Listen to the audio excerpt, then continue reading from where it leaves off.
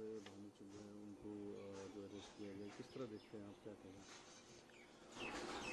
हम तो इधर जम्मू में बैठे हैं, वहाँ हम मीडिया में ही देख रहे हैं कि यूथ कांग्रेस ने जो प्रोटेस्ट किया था एआई समिट में, तो उसके खिलाफ जो प्रोटेस्ट हुआ उन बच्चों को भी गिरफ्तार कर लिया हुआ है और उदय को भी गिरफ्तार कर लिया हुआ है।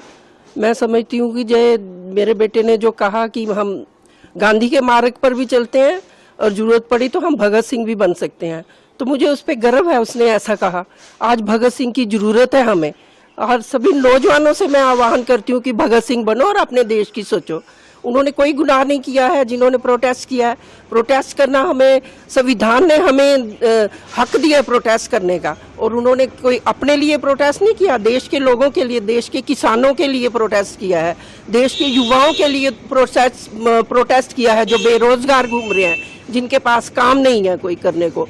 और जो किसान हैं, मोदी जी ने जो डील की है, पता नहीं किस प्रेशर के तहत ट्रंप के साथ जो डील की है, वो हमें 18% टैरिफ लगा रहे हैं और ये उनको 0% टैरिफ लगा रहे हैं। तो हमारे किसानों का जो उनका सामान जो है वो, उनका जो आयात होगा वो सस्ता होगा और हमारे किसानों को नुकसान होगा।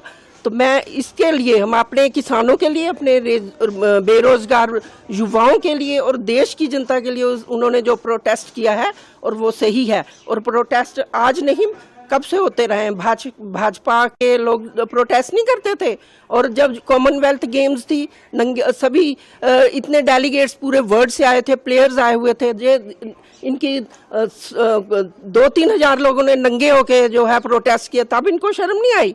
जब समिट में पहले दिन गलहोतिया यूनिवर्सिटी चाइना के रिपोर्ट को अपना रिपोर्ट बताकर कि ये हमारी इनोवेशन है पेश करती है, तब हमारा दुनिया में हम शर्मसार नहीं हुए। तब दुनिया के बहुत से सीईओज बहुत सी कंपनीज के आए थे, हमारी जग हंसाई हुई, तब इनको अपनी देश की जो है बेइज्जती महसूस नहीं हुई।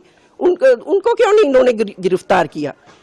मुझे फक्र है अपने बेटे पे, मेरे बेटे पे फक्र। हम सही रास्ता चुनते हैं और सही करेंगे, जनता के लिए कुछ भी करेंगे, और हमारे जो बेटे और उसकी जो टीम है वो हमेशा युवाओं के लिए आगे लड़ती रहेगी।